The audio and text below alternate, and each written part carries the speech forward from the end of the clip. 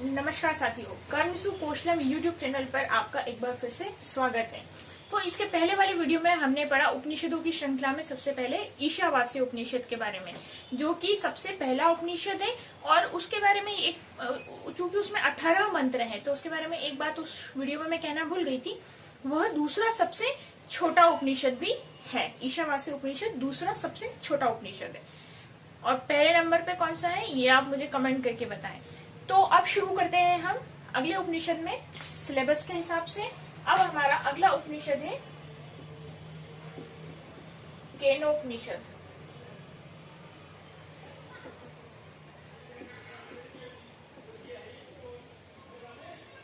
आज हम पढ़ेंगे केनोपनिषद के बारे में। तो पहले हम इसका सबसे पहले हम देखते हैं सामान्य परिचय।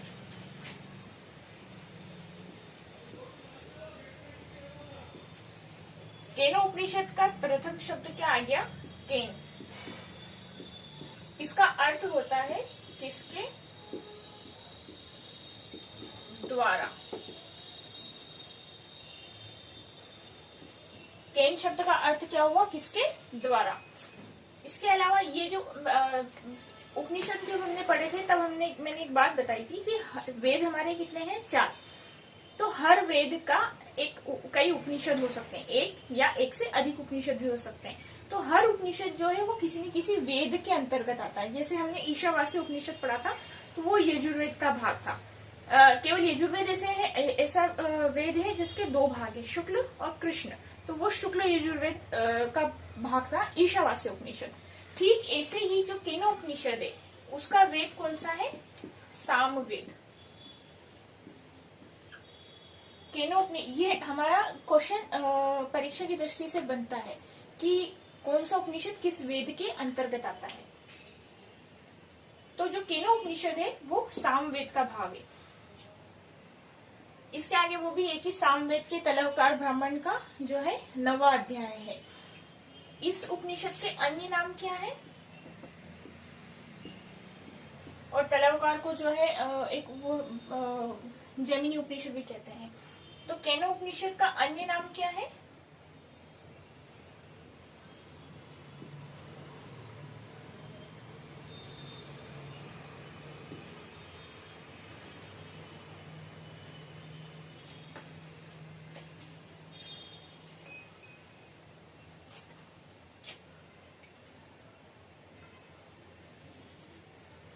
तलवकार उपनिषद,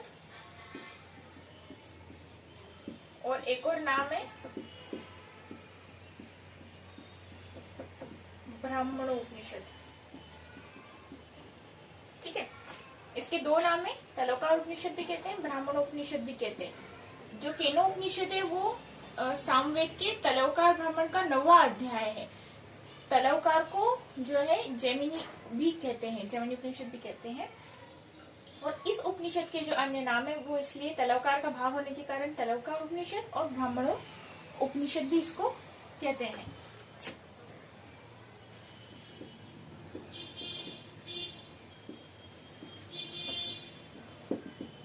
इस उपनिषद का जो मुख्य विषय है, प्रतिपाद्य विषय है, वो है परब्रह्म तत्व। और इस उपनिषद में परब्रह्म के बारे में ही पूरा गुरु शिष्य संवाद के रूप में समझाया गया है। खंड, इसमें कुल 4 खंड है, जिसमें तीसरे और चौथे खंड में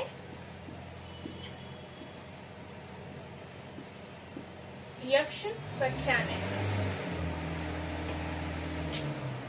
इसका जरूर ध्यान रखें, ये एक विशेष प्रश्न बन जाता है कि यक्ष प्रख्यान जो है वो किस उपनिषद का भाग है। तो वो कौन से उपनिषद का भाग है? केनोपनिषद का। और इसमें कुल 4 खंड में, यानी कि ये उपनिषद 4 खंड में डिवाइडेड है। तो उसमें जो तीसरा और चौथा खंड जो है वो यक्ष प्रख्यान का, उसके अंदर पूरा वर्णन आपको मिलेगा।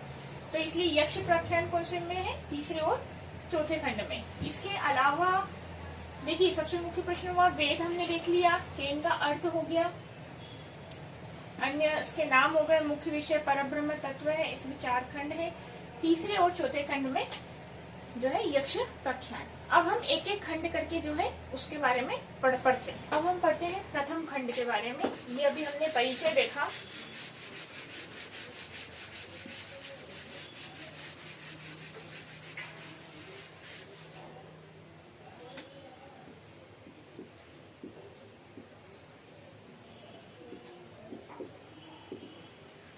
देखिए प्रथम खंड है ना, ये 4 खंड में डिवाइडेड है, पहला, दूसरा, तीसरा, चौथा। तो प्रथम खंड जो है, प्रथम खंड में मैंने बताया इसमें गुरु शिष्य के संवाद के रूप में परब्रह्म परमात्मा की जो है के बारे में बताया गया है। तो इसका मुख्य विषय ही परब्रह्म है। तो प्रथम खंड में शिष्य गुरु से पूछता है कि जो ये अंतःकरण है, अंतःकरण कितने हैं? 4। कौन कौन से? मन, बुद्धि,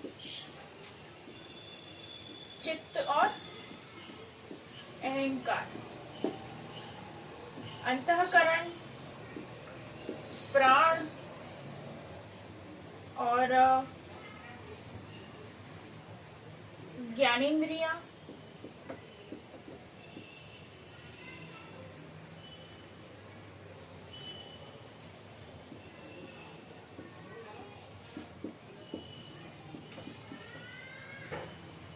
ज्ञानेंद्रियां कितनी है? 5। कौन कौन सी? नेत्र, आंख, नाक, कान, जीभ और त्वचा। और कर्मेंद्रियां ये भी कितनी है?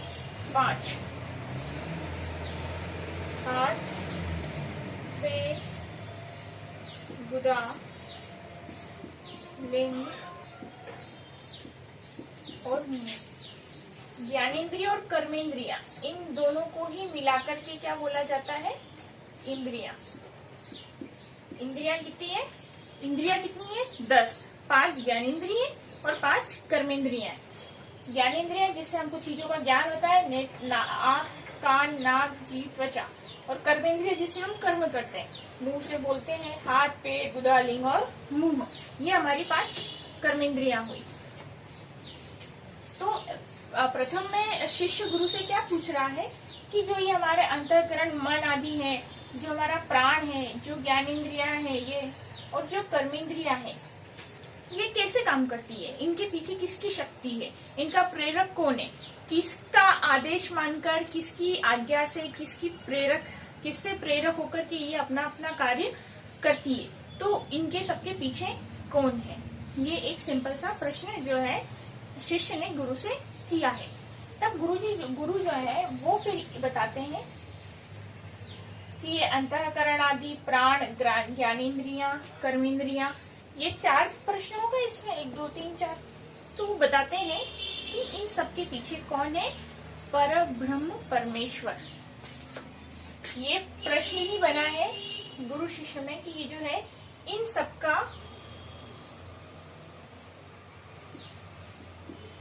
सभी का प्रेरक कौन है? तो कौन है वो? उत्तर क्या हो गया? परब्रह्म। मात्र इसका ही नहीं, केवल ज्ञानेंद्रिय अंतःकरण, ज्ञानेंद्रिय कर्मेंद्रिय अंतःकरण और प्राण, केवल इतना ही नहीं, इस संपूर्ण जगत का ही आधार है, इस संपूर्ण जगत का ही जो प्रेरक है, जिसने इस पूरे जगत को बनाया है, उत्पत्ति, स्थिति और प्रलय, संहार, इस सब का जो कारक है वो कौन है? परब्रह्म परमेश्वर। उन्हीं की जो है, उन्हीं से प्रेरणा पाकर, उन्हीं की शक्ति से जो है ये सारी क्रियाएं होती है। और ये सिर्फ यही नहीं होता है, ये तो परब्रह्म की, परमेश्वर की शक्ति का मात्र एक अंश है। सिर्फ यहाँ तक सीमित नहीं है परब्रह्म परमेश्वर की शक्ति, इसका है जो वो हम दूसरे अध्याय में इस चीज को समझेंगे, दूसरे खंड में। तो पहले में बस सिंपल सा बस इतना ही है कि जो भी कुछ हो रहा है इन सब का पीछे प्रेरक कौन है, तो वो परब्रह्म परमेश्वर है। और सिर्फ इतना ही नहीं, ये तो उनकी शक्ति का मात्र एक अंश है, बाकी इस पूरे जगत का जो है वो कौन है, परब्रह्म परमेश्वर। यहाँ पे परब्रह्म, यहाँ पर ईश्वर को परब्रह्म से संबोधित करा है, परब्रह्म परम तत्व परमेश्वर।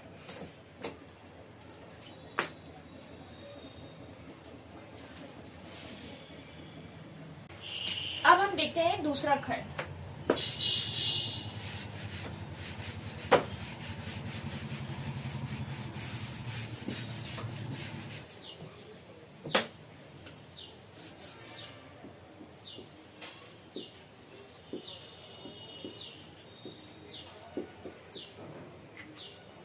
ये मार्कर खत्म हो गया, हम ब्लू से पढ़ाई करते हैं।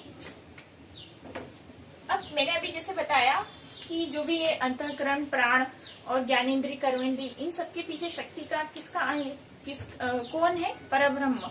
लेकिन सिर्फ इतना ही परब्रह्म की शक्ति है या केवल इतना ही कार्य है परब्रह्म का, वो ऐसा नहीं है। जीवात्मा परमात्मा का अंश है और ये जितनी भी क्रिया है, ये जितने भी बताया जो प्रथम खंड में पढ़ा, वो अगर सिर्फ इसको कोई जान करके बोलता है कि परब्रह्म को जान लिया, तो वो परब्रह्म का ज्ञान क्या है, अपूर्ण है। तो द्वितीय खंड में यही बताया गया है कि मात्र परब्रह्म जो है उनका स्वरूप मात्र इतना नहीं है।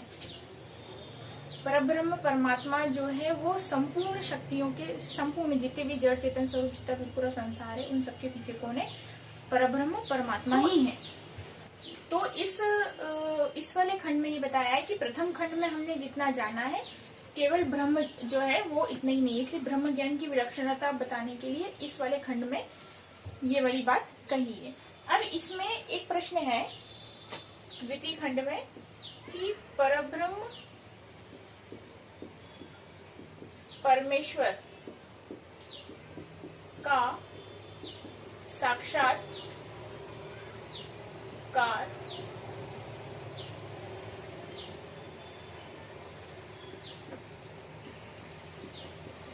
किसे होता है, परब्रह्म परमेश्वर का साक्षात्कार किसे होता है। तो ये बड़ा अच्छा प्रश्न है ना, और ये हमको याद भी होना चाहिए कि हमने किस उपनिषद में क्या पढ़ा, क्योंकि इसी तरीके से प्रश्न बन जाता है कि परब्रह्म परमेश्वर का साक्षात्कार किससे होता है। ये उपनिषद परब्रह्म प्राप्ति के लिए जो है इसका जो भी आंसर होगा वो किस उपनिषद से लिया गया है। तो ये जो है हर उपनिषद का पूरा आपको खुद पता होना जरूरी है। तो परब्रह्म परमेश्वर का साक्षात उसको होता है जिसमें किंचित भी अभिमान यानी कि अहंकार न हो। सीधी सी बात बताइए कि परब्रह्म परमात्मा का साक्षात्कार उसी को होता है जिसका अभिमान, जिसका अहंकार पूरा नष्ट हो चुका है, शून्य हो चुका है। जब तक व्यक्ति में ये रहता है, अगर कोई व्यक्ति, तो इससे भी मतलब है, अगर कोई व्यक्ति परमात्मा का जो है दर्शन हो गए, साक्षात्कार हो गए, ऐसा अहंकार, परमात्मा को मैंने जान लिया है, यह अहंकार है, इसका मतलब कि उनको परमात्मा के साक्षात दर्शन हुए ही नहीं है। तो परमात्मा का साक्षात्कार उसे ही होता है जिसका अभिमान पूरी तरीके से नष्ट हो गया है। जब तक व्यक्ति में अभिमान रहता है तब तक उनको परमात्मा का दर्शन नहीं होता है। तो इस उपनिषद के माध्यम से भगवान, इस खंड के माध्यम से ये गुरु जो है शिष्य को ये बताने की कोशिश कर रहे हैं कि ये जो मनुष्य जन्म मिला है ये बड़ा अमूल्य मिला है। तो व्यक्ति को इसी जन्म में जो है परमेश्वर की प्राप्ति के साधन करना चाहिए, परमेश्वर को प्राप्त करने के लिए लगातार प्रयास करना चाहिए। तो अपने अहंकार को, अहम को, अभिमान को त्याग करके निरंतर चेष्टा करती रहनी चाहिए, क्योंकि यही एक ऐसा मनुष्य योनि ही एक ऐसी है जिसमें व्यक्ति परमात्मा को प्राप्त कर सकता है। इसलिए उसे नित्य निरंतर जो है परमात्मा की प्राप्ति के ही कार्य करना चाहिए।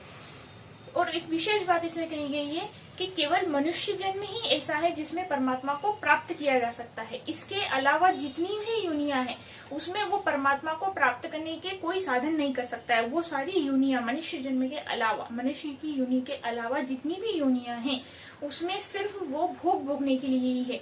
आपके जैसे कर्म होंगे वैसा वैसा उसमें भोग आप भोगते चले जाएंगे। तो इसलिए व्यक्ति को समय रहते हुए मनुष्य जन्म मिला है, अनमोल है और इसका लक्ष्य क्या है? परमात्मा की प्राप्ति। इसलिए मनुष्य को समय रहते हुए मनुष्य जन्म जो मिला है उसको सार्थक बनाने के लिए और जो है ईश्वर को प्राप्त करने का लगातार प्रयास करना चाहिए, क्योंकि मनुष्य जन्म के अलावा कोई ऐसी योनि नहीं है जिसमें वो परमात्मा को प्राप्त कर सके, फिर तो उसको भटकना ही है। इसलिए और परमात्मा का साक्षात्कार किसे होता है? जिसका अभिमान, जिसमें लेश मात्र भी नहीं हो, किंचित भी नहीं हो। तो अब लिंक है, पहले में हमने देखा कि सबकी शक्तियों के पीछे कौन है? परब्रह्म। दूसरे खंड में हमने देखा कि मात्र प्रथम खंड में जो है कि जितनी भी शक्तियां हैं, जितने भी कार्य, ज्ञानेन्द्रिय, कर्मेंद्रियां, इनके पीछे जो है परब्रह्म है। लेकिन सिर्फ परब्रह्म इतना ही नहीं है, वो उनकी शक्तियों का एक मात्र अंश है। इसलिए ब्रह्म ज्ञान की विलक्षणता को बताते हुए दूसरा खंड का बताया गया है कि परमात्मा का साक्षात्कार होता है सिर्फ मनुष्य योनि में होता है, और जिनका अभिमान नष्ट हो जाए, जो निरंतर परमात्मा को प्राप्त करने की चेष्टा करे, उनको परमात्मा को की चेष्टा करते रहना चाहिए, क्योंकि ये बड़ा अनमोल है मनुष्य योनि। और इसमें आया है कि जिनका अभिमान नष्ट हो जाता है उसी को ईश्वर प्राप्त होते हैं।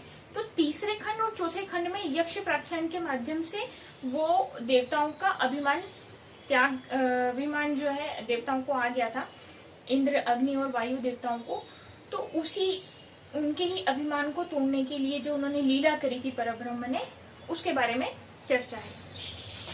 तो इसका तीसरा खंड और चौथे खंड जो यक्ष प्राख्यान है उसके लिए एक नेक्स्ट वीडियो में आप लोग देखें। तब तक आप इस वीडियो को, अगर आपको ये वीडियो पसंद आया हो और तो आप चैनल को, वीडियो को लाइक करें, कमेंट करें, चैनल को सब्सक्राइब करें और बेल आइकन को जरूर प्रेस करें ताकि आपको वीडियो समय पर मिलता रहे। Thank you.